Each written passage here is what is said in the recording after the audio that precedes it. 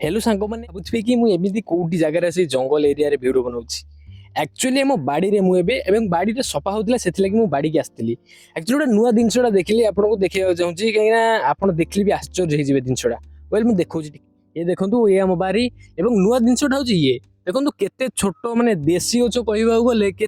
भंडा अमृत भंडा होमती कह गले 10-12 किलो बाहरी पड़ो गोटे गचर अधिक भी हो पारे कहीं मैंने सेमती कहीदे 10-12 किलो कि अधिक भी हो पारे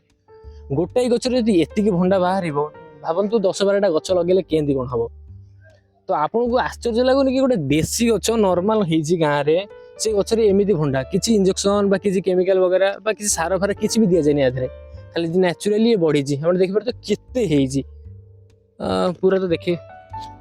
पूरा एपट साइड रू देखिले भी देख पूरा भर्ती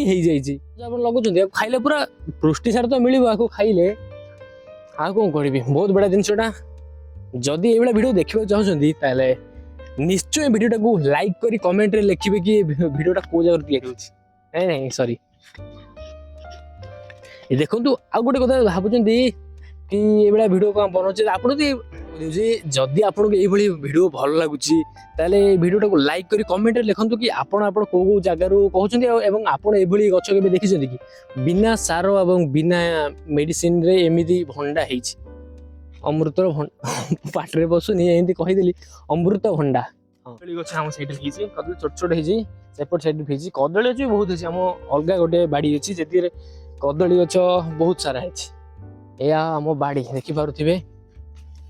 कौ प्रकार होई ये प्रभु।